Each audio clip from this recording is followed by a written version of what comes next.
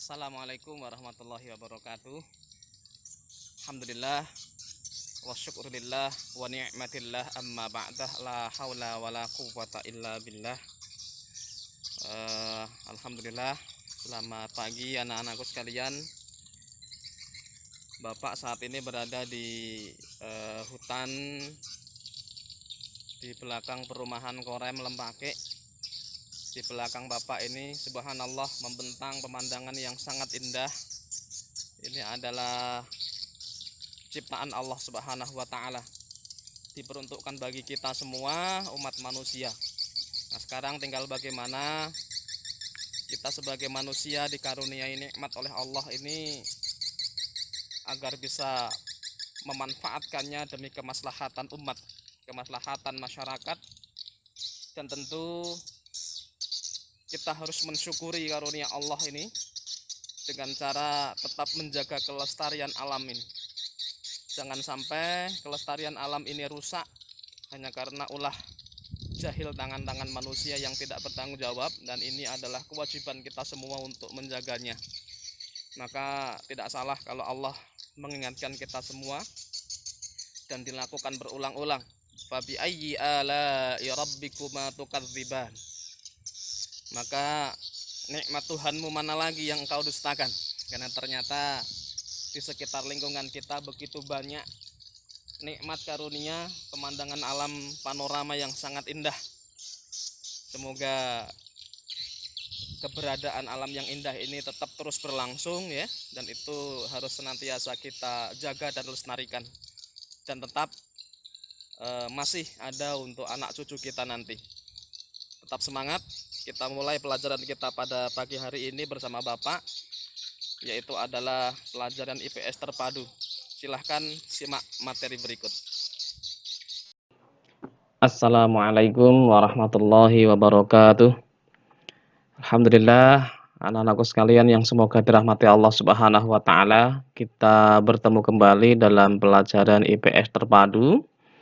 Pada kesempatan kali ini kita akan masuk ke materi kondisi alam benua Asia dan benua lainnya. Nah, ini adalah kelanjutan dari materi kemarin terkait dengan benua Asia dan juga benua-benua lainnya. Sebagaimana kita ketahui, di dunia ini ada benua Asia, benua Afrika, benua Eropa, benua Amerika, dan juga benua Australia. Itu adalah 5 benua yang dihuni oleh manusia. Sementara daratan lainnya yang besar yaitu adalah Antartika, di sana masih belum dihuni oleh manusia, sehingga tidak masuk ke dalam pembahasan kita pada kesempatan kali ini. Nah, anak-anakku sekalian, yang pertama yang akan kita bahas adalah benua di mana kita berada, yaitu adalah benua Asia. Benua Asia dibagi menjadi 5 bagian, yaitu adalah Asia Tenggara, yaitu adalah regional daripada benua Asia di mana termasuk negara kita Indonesia berada ya. Jadi negara-negara yang berada di Asia Tenggara itu termasuk Indonesia, Filipina, ada Myanmar, Laos, Kamboja, Vietnam, Thailand, Malaysia, Singapura, Brunei Darussalam, dan juga Timor Leste. Nah, anak-anakku sekalian, sementara ada juga negara-negara yang berada pada regional atau wilayah Asia Barat, yaitu adalah negara-negara yang berada di Arab, yaitu ada Saudi Arabia, ada Lebanon, ada Syria, ada Yaman, Oman, dan lain sebagainya ya. Kemudian juga ada negara yang berada di Asia Timur ya. Asia Timur itu diantaranya adalah Cina, Korea, Jepang, Taiwan, Hong Kong ya. Itu beberapa negara yang berada pada kawasan Asia bagian timur. Kemudian juga ada kawasan Asia bagian selatan ya. Itu diantaranya adalah Sri Lanka, Maladewa, India, Nepal, Bhutan ya, Pakistan. Kemudian masih satu lagi anak-anakku sekalian, yaitu adalah Asia Tengah ya. Asia Tengah ini dihuni oleh negara-negara pecahan daripada Uni Soviet ya. Itu ada Kazakhstan, ada Uzbekistan, ada Turkmenistan, Kirgistan, Tajikistan ya. Itu adalah negara-negara yang berada pada kawasan Asia bagian tengah. Nah, sementara yang di bagian utara itu ada Rusia ya. Ada Rusia. Walaupun Rusia ini dalam hal kerjasama itu bergabung dengan negara-negara Eropa, tetapi Rusia ini sebenarnya juga masuk dalam kawasan benua Asia. Nah itu. Nah, anak-anakku sekalian, bagaimana dengan kondisi alam benua Asia ya? Karena benua Asia itu sangat luas sehingga kondisi alamnya itu pun juga terdapat perbedaan-perbedaan antara wilayah satu dengan wilayah lainnya ya. Karena benua Asia meliputi daerah tropis sampai daerah dingin sehingga perbedaan iklim antara daerah satu dengan daerah lainnya itu sangat besar sekali ya. Seperti halnya misalnya iklim yang berada di daerah Siberia. Siberia ini adalah salah satu kawasan yang berada di negara Rusia. Di sana masih turun salju ya, masih turun salju, dingin sekali iklimnya. Kemudian di sisi lain juga di Asia ada Gurun Gobi.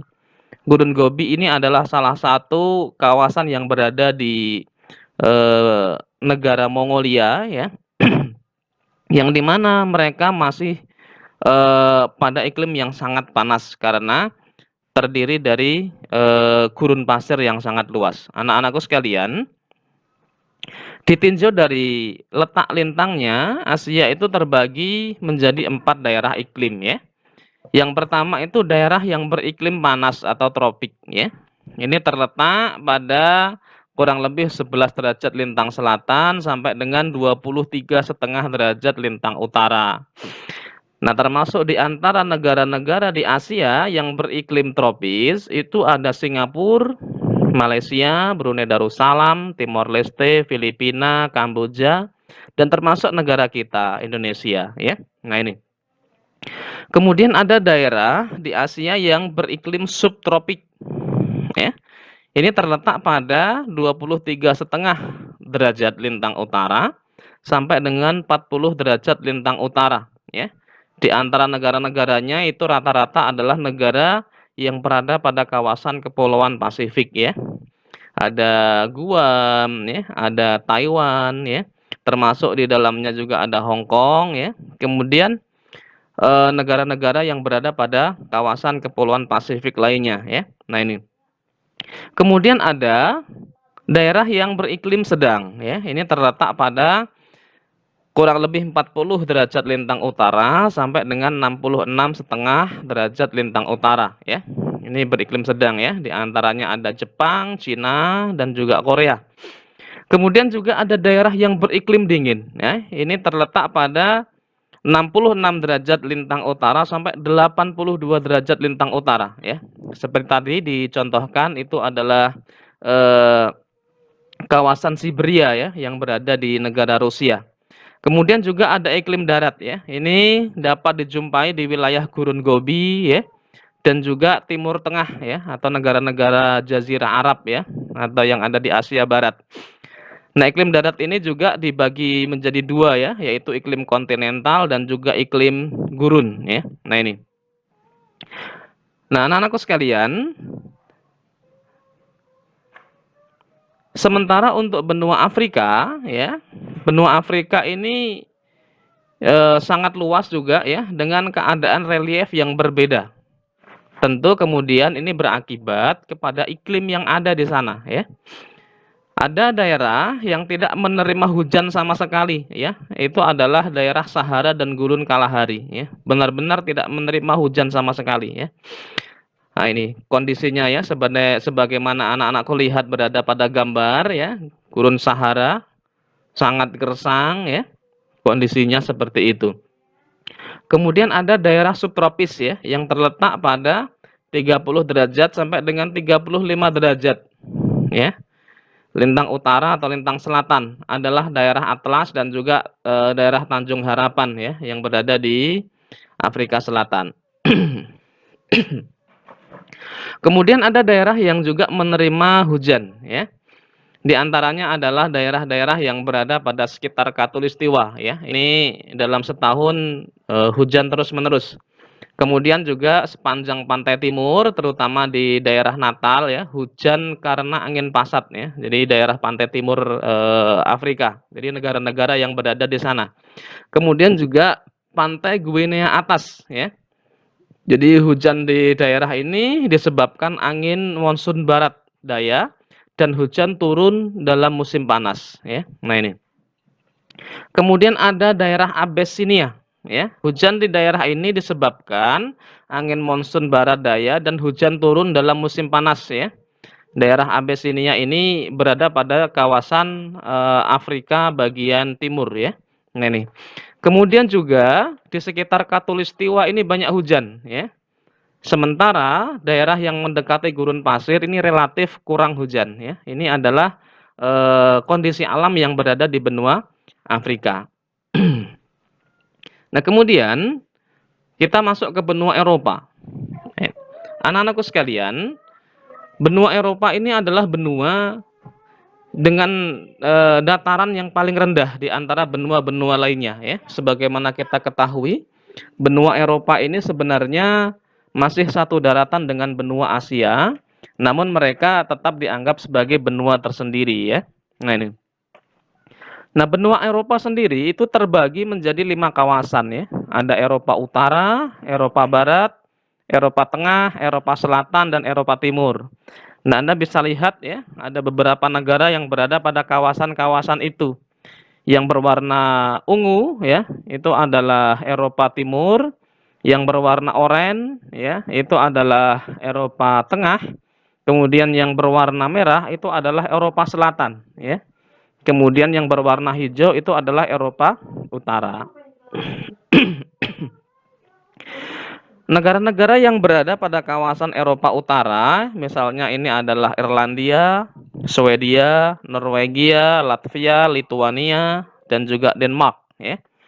Kalau kita ketahui, ya, negara-negara Eropa ini relatif sangat dikenal di dunia, ya. Kemudian juga ada Eropa Barat, ya. Di antaranya ada Inggris, Belanda, Irlandia, Perancis, Jerman, Luxembourg, Belgia, Austria, dan Swiss. Kemudian juga Eropa bagian timur, ya. Ini diantaranya adalah negara-negara pecahan Yugoslavia, ya, pada masanya, ya. Kemudian juga ada Ceko, Slovakia, Polandia, Belarusia, Hungaria, ya, Rumania, Moldova, dan lain sebagainya, ya. Kemudian ada Eropa bagian selatan, ya. Ini ada Spanyol, Portugal, Italia, San Marino, ya, Monaco, Yugoslavia, Macedonia, Albania, Malta, dan juga Yunani. Nah, bagaimana keadaan iklim di Eropa sendiri, ya? Berdasarkan iklim matahari, benua Eropa terdapat di daerah iklim sedang sehingga terjadi 4 macam musim di sana, ya. Ada musim panas, ada musim gugur, ada musim dingin, ya, ada juga musim semi, ya. Ini adalah 4 musim yang ada di benua Eropa. Nah, ini. Sementara berdasarkan iklim fisiknya, benua Eropa terdapat 6 macam iklim, ya. Ada iklim Laut Tengah, ini adalah negara-negara yang berada pada Asia bagian selatan, ya. Mohon maaf, Eropa bagian selatan, ya, termasuk Spanyol, Portugal tadi, ya. Atau bisa disebut juga dengan iklim Mediteran, ya. Kemudian juga ada iklim kutub atau iklim tundra, ya. Ini adalah negara-negara yang berada pada kawasan Eropa Utara, ya, termasuk tadi Denmark, Norwegia, dan lain sebagainya, ya. Kemudian juga ada iklim darat, ya, iklim darat. Ini adalah negara-negara yang berada pada kawasan Eropa bagian tengah, ya. Seperti Jerman, ya. Mereka adalah negara-negara yang berada pada kawasan Eropa bagian tengah, ya, sehingga mereka dengan iklimnya adalah iklim darat. Kemudian juga ada iklim pegunungan, ya. ada iklim pegunungan. Kemudian selain itu, anak-anakku sekalian, juga ada iklim laut di Eropa Barat, ya. Iklim laut di Eropa Barat, ya. Eropa Barat termasuk Belanda, Belgia, ya. Karena mereka memang berbatasan dengan laut. Kemudian juga ada iklim peralihan ini di Eropa bagian tengah juga. Nah, anak-anakku sekalian, kita masuk ke benua Amerika, ya. Amerika sendiri, karena benua Amerika ini membentang dari nyaris dari kutub utara bumi sampai dengan kutub selatan bumi, ya, sangat panjang sekali, maka kemudian dikategorikan menjadi 3 kawasan, ya. Yang pertama adalah kawasan Amerika Utara. Ini terdiri dari 3 negara besar, ya, Kanada, Amerika Serikat, dan juga Meksiko. Kemudian juga ada Amerika Tengah. Amerika Tengah ini negaranya sangat kecil-kecil sekali, ya, sangat kecil-kecil sekali, ya. Bahkan mungkin banyak di antara negara-negara yang berada di kawasan Amerika Tengah ini yang mungkin masih belum kita kenal, ya. Tetapi ada juga negara-negara di Amerika Tengah ini yang mungkin sering kita dengar, ya, karena mungkin sering tampil di dalam panggung-panggung olahraga dunia, ya. Termasuk Puerto Rico, ya, yang terkenal dengan atlet tinjunya, ya. Ada Trinidad Tobago, ya, ada Haiti, Honduras, El Salvador, ada Guatemala, Jamaika, dan lain sebagainya. Kemudian Amerika bagian selatan, ya. Nah, ini adalah negara-negara yang relatif pasti sangat dikenal karena terkenal juga dengan eh, apa namanya, dalam panggung dunia sepak bola, ya. Ada Argentina, Bolivia, Brazil, Chili, Ekuador, ya. Ada Guyana Prancis, ada juga Paraguay, Peru, Suriname, Uruguay, Venezuela, ya. Ini adalah negara-negara yang berada pada kawasan Amerika Selatan atau sering juga disebut dengan Amerika Latin. Nah, anak-anakku sekalian, Anda bisa lihat, ya, benua Amerika memang benar-benar membentang dari utara, kutub utara bumi sampai dengan ke kutub selatan bumi. Jadi benar-benar sangat panjang sekali.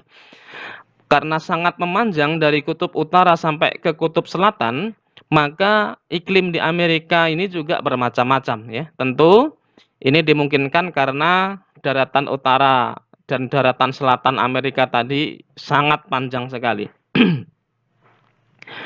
Nah, anak-anakku sekalian, daerah-daerah kering di Amerika Selatan atau di Amerika Latin ini terjadi karena terletak di balik pegunungan, ya. Daerah-daerah itu adalah antara lain satu di daerah-daerah yang letaknya di tengah dan di bagian selatan Argentina, ya. Ini terdapat stepa yang disebut dengan pampas, ya. Anda bisa lihat gambarnya. Kemudian juga daerah yang terkering di Amerika Selatan adalah Chili bagian utara, ya, yang terletak di gurun Atacama dan juga Peru. Kemudian juga di daerah sungai Orinoco, ini terdapat sabana yang disebut dengan Ilanos, ya. Kemudian di tanah tinggi Brazil terdapat sabana yang juga disebut dengan Campos. Nah, ini. Nah, anak-anakku sekalian, sementara untuk seluruh wilayah Amerika Tengah ini terletak di daerah yang panas atau tropik, ya. Oleh karena itu, Amerika Tengah ini relatif banyak turun hujan, ya, dan di dataran-dataran rendah udaranya panas dan di pegunungan udaranya sejuk sekali. Maka daripada itu, anak-anakku sekalian, negara-negara yang berada pada kawasan Amerika bagian tengah ini eh, sangat sering turun hujan di sana. Nah, sementara di Amerika bagian utara ini dibagi menjadi beberapa daerah, ya. Daerah sebelah utara yaitu pada garis 40 derajat lintang utara ini beriklim laut sedang, ya. Di daerah antara pegunungan Sierra Nevada dan pegunungan Rocky ini beriklim dataran tinggi, ya. Sementara daerah sebelah selatan garis 40 derajat lintang utara beriklim subtropis, ya. Ini misalnya adalah wilayah California di Amerika. Daerah sebelah selatan California misalnya di sekitar jazirah California dan Meksiko bagian barat ini beriklim gurun. Nah, ini. Nah, anak-anakku sekalian, benua yang terakhir yang akan kita bahas terkait dengan kondisi alamnya yaitu adalah benua Australia. Sebagaimana kita ketahui dalam pembahasan yang lalu, benua Australia ini adalah benua terkecil di antara benua-benua lainnya, dan benua Australia ini hanya terdiri dari satu negara saja, yaitu adalah negara Australia. Dan Australia ini sangat dekat dengan Indonesia, ya, sangat dekat dengan Indonesia. Maka kalau misalnya kita ke Nusa Tenggara, ya, atau Nusa Tenggara Timur, maka dengan Australia itu sangat dekat sekali. Berdasarkan letak garis lintangnya, seluruh lintang atau seluruh Australia dikelompokkan dalam 3 daerah iklim, ya. Yang pertama adalah Australia bagian utara pada kisaran 10 derajat lintang selatan sampai dengan 23,5 derajat lintang selatan, ini beriklim tropis, ya. Sementara Australia bagian selatan 23,5 derajat lintang selatan sampai dengan 40 derajat lintang selatan beriklim subtropis. Dan sementara untuk yang beriklim sedang itu adalah Pulau Tasmania. Nah, ini ya pulau kecil ya di sebelah selatannya benua Australia, tetapi juga masih bagian daripada negara Australia ya. Ini Tasmania. Hanya ini yang beriklim sedang dan juga sedikit kawasan yang berada di bagian selatan benua Australia ini sendiri. Nah ini. Nah, anak-anakku sekalian, Australia bagian timur adalah daerah yang paling banyak hujannya. Hal ini disebabkan angin pasat tenggara yang banyak membawa uap air. Itu terbentuk oleh pegunungan Alpen Australia sehingga angin naik dan menjatuhkan hujan di pantai-pantai timur dan tenggara ya. Nah ini. Di Australia bagian timur sini ya. Ini adalah kawasan-kawasan yang relatif paling sering turun hujan di benua Australia. Nah, anak-anakku sekalian yang semoga dirahmati Allah, ini adalah kondisi alam benua-benua yang ada di dunia ya, baik benua Asia, Afrika, Eropa, Amerika maupun Australia. Semoga anak-anakku sekalian bisa memahaminya. Karena memang belajar tentang geografi ini sangat menarik. Sambil anak-anakku sekalian ulang-ulang, semoga dipermudah dalam pemahaman terhadap materi kali ini. Semoga wabah ini juga bisa segera berlalu dan kita bisa bertemu kembali belajar normal di dalam kelas seperti halnya biasanya. Kurang lebihnya mohon maaf lahir dan batin. Selamat belajar anak-anakku sekalian, tetap semangat. Billahi taufik wal hidayah. Wassalamualaikum warahmatullahi wabarakatuh.